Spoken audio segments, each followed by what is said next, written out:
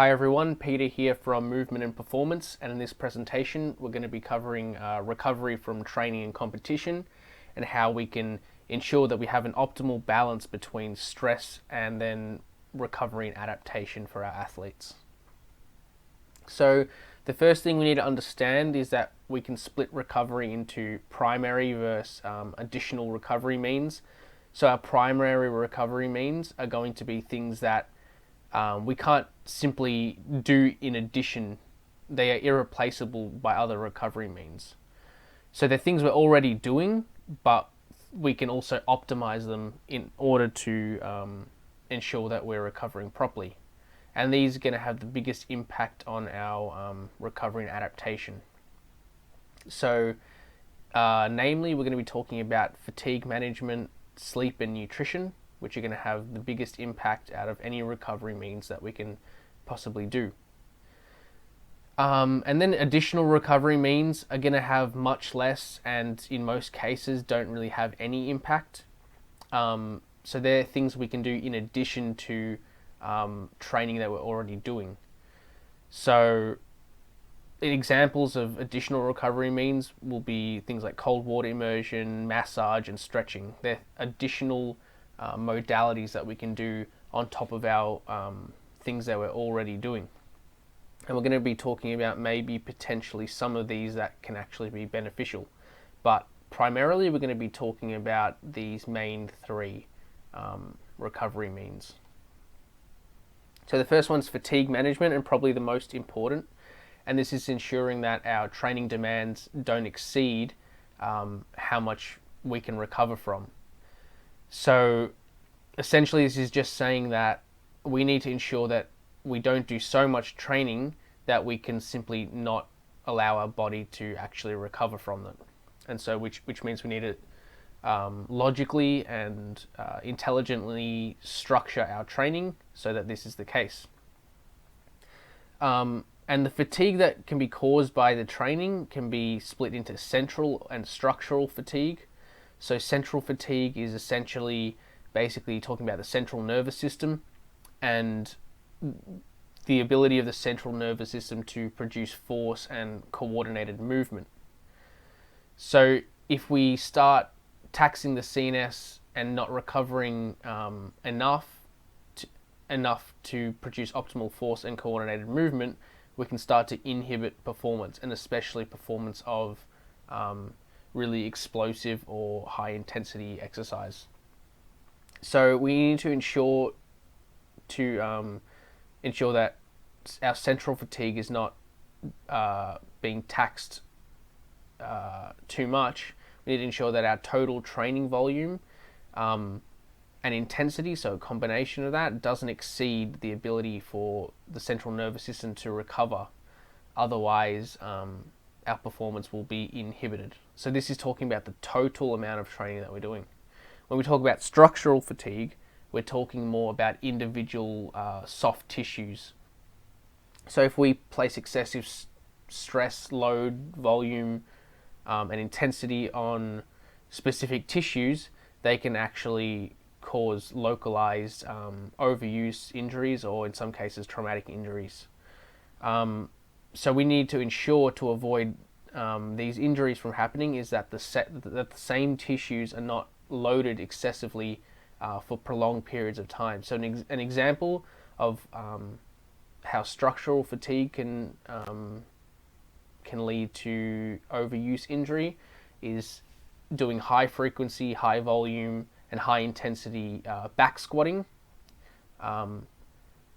So that can lead to, over time, some patellar tendonitis in the knee, simply because those tissues are being loaded just too much. There's too much either volume, intensity, or frequency going on. So we need to ensure that we don't overuse the individual structure of any particular tissue. Moving on to nutrition. This is a pretty broad topic and it's a whole presentation on itself, but some basics here are to ensure that most importantly our total daily protein intake is adequate, which is going to promote tissue recovery, and the amount of protein required is going to be different depending on your sport and your individual characteristics.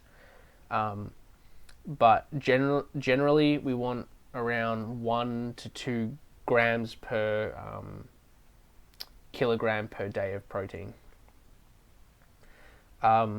Next, we need to ensure that our total daily carbohydrate intake is adequate, because our carbohydrate is going to replenish glycogen stores, and our glycogen and our circling carbohydrate is going to be what actually provides the fuel for high intensity exercise. So pretty much every sport that we need high intensity exercise to do well in, we're going to be using primarily carbohydrate as a fuel. And also the central nervous system functions via glucose, so carbohydrate. So it's also going to ensure optimal central nervous system function and recovery. And this last point, our fat intake, we probably want to reduce the amount of fat we're intaking pre and post exercise, and during exercise for that matter, because this is going to basically slow down the absorption of the protein and carbohydrate into the system. So our sleep, this is pretty much self-explanatory. We just basically need to ensure that we're getting enough sleep in terms of duration and in terms of quality, because sleep's going to allow pretty much recovery of all our bodily systems that we have. So there's no real fancy way of explaining this other than get good quality sleep consistently. And so some tips to sleep better are going to be maybe to go to bed and wake up at the same time each night and each morning, and make sure when you're sleeping you're in a dark room that's nice and cool and it's quiet, so nothing wakes you up. Moving away from our primary recovery means and talking about some additional recovery means.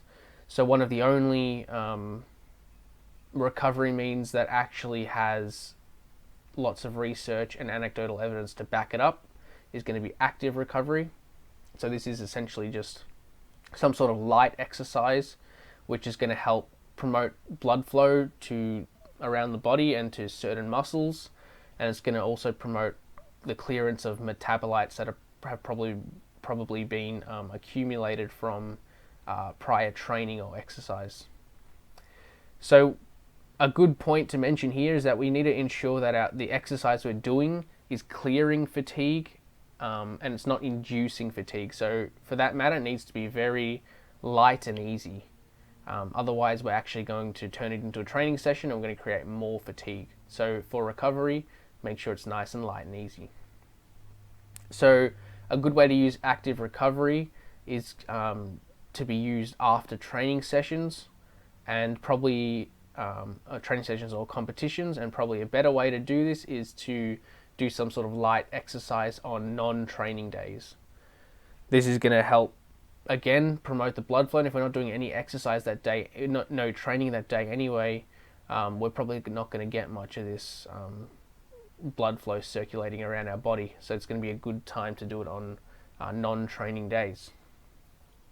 And some tips to make sure we're doing active recovery well is probably we're going to select some sort of continuous and low load bearing exercise, because we don't want to load our joints too much, since we're doing this for recovery, not for an actual training session.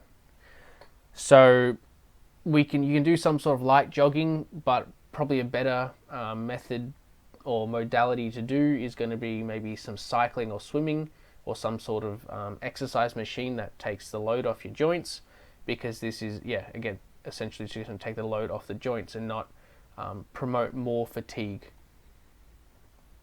So last but not least, we're going to be talking about cold water immersion, and essentially this is a very controversial topic. You hear people swearing by it, and you hear people saying it doesn't do anything. So essentially, if we have a look at the research, cold water immersion does appear to reduce markers of fatigue, so certain blood markers and certain inflammation markers. It does appear to reduce that. However, there is the argument also that the cold water while it's inhibiting, while it's reducing fatigue, it can also inhibit some sort of processes that are involved in adaptation.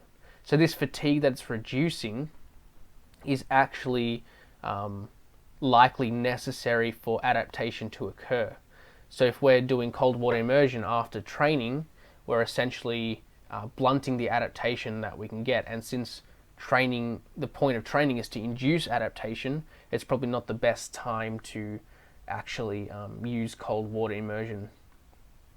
So yeah, it's probably not good to use from training, but maybe a good way of actually including cold water immersion as a recovery tool is if we have athletes in season who have multiple games in successive weeks, then we can use cold water immersion potentially after a game, after an athlete has been a little bit beat up and quite taxed from their game.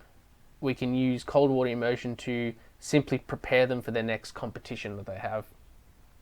And because the most important factor that we have for our athletes is to ensure they're available for the game, it could be a beneficial modality to include, even though we may potentially be blunting adaptations.